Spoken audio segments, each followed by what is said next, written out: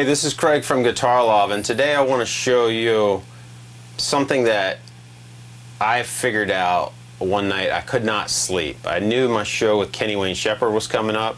Actually, it wasn't confirmed yet, so I wasn't really sure, but I always over-prepare, even if I don't know a gig's coming up. I have a gig I'm hoping it's going to happen. I'm going to be opening for Steve Vai. I don't even want to say it because I want it to happen. But anyway, I'm already preparing for it because you don't want to wait till the last minute. You can never be over-prepared. So anyway, one night I couldn't sleep, and I knew I wanted to do Always With Me, Always With You by Joe Satriani for the show.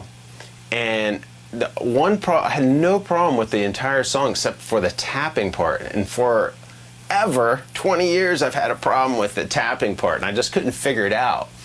And that night, I just it was like 3, 4 in the morning, I was playing, and I'm like, finally by accident, I'm like, oh, something came to me that I thought would be really helpful for you in how to play the tapping part of Joe Satriani. So let's get into it.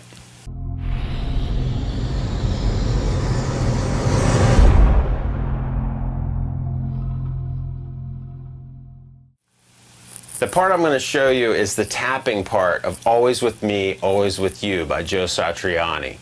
And I had a really tough time with it because my fingers are not super long, but they're kind of long. And the tapping part's very consistent. It does the same thing over and over again. And I found that my fingers were getting in the way of it.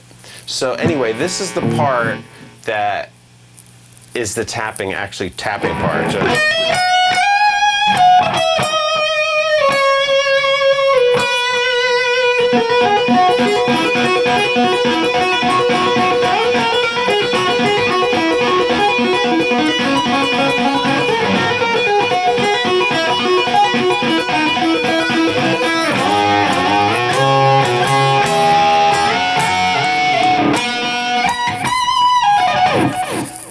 and it gets into that really great part. I love that part. But anyway, that tapping part I had a really hard time with because I was always stepping over my fingers. And late that night, I don't even know what it was, if I was just so tired, but I couldn't sleep. For some reason, I used one finger. Actually, I used 2 fingers, and I always tap with my middle finger, and I hold the pick with regular. So I always do that. So that's what I was doing with that one. But over here, what I was trying to do, I was trying to use multiple fingers. And it's just like fumbling. I was fumbling away. It was a lot of noise. And what I figured out was if you use one finger for the whole thing and just move your hand, it keeps it consistent and clean. And I don't even know if that's how he does it, but I know it works for me. I always use a second finger.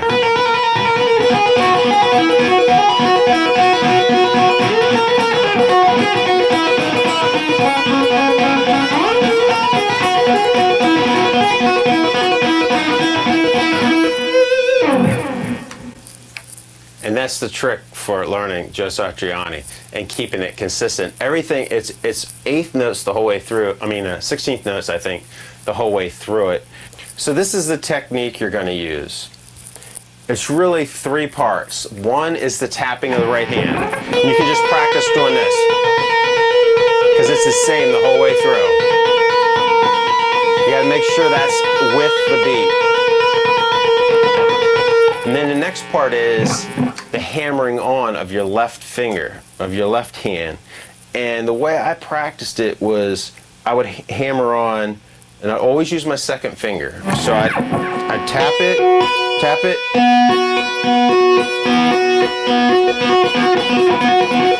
I just practice on one note, one phrase. 12, open, 7.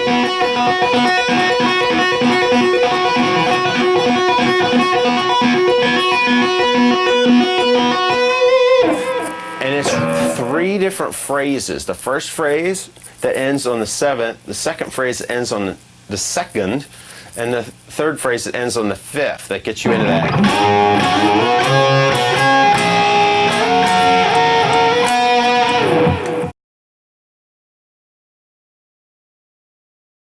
There are 3 sections to the tapping part. And the first section starts 12, then bounces off 11, and then it goes to 9 to 7 to 9 to 5 to 7 to 9 to 7 to 5 to 7. That's it.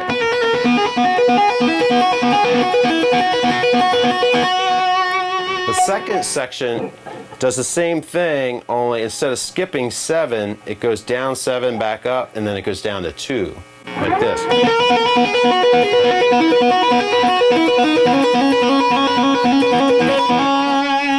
it's 11, 9, 7, 9, 7, 5, 7, 9, 7, 5, 4,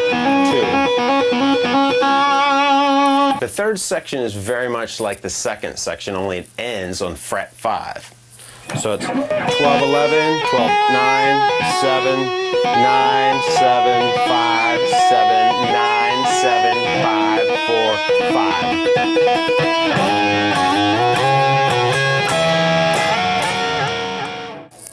And that's it.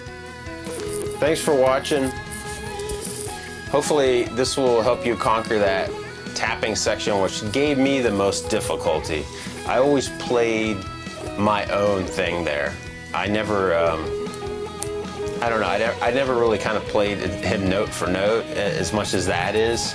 And I just decided I wanted to learn it because I knew it would be good for technique, you know, for my skill set. So anything you can learn of other people, you don't worry about sounding too much like them. I mean, don't become obsessed with them like maybe Eddie Van Halen and me sometimes, and Eric Johnson and Joe Satriani. Yeah, I learned all of it because it forms who Craig Kelley is. So, and my style. So, just learn the licks, learn them the best you can. It's gonna increase your skills. So, appreciate all you guys subscribing. Thanks for thumbing up, and I'll catch you next time.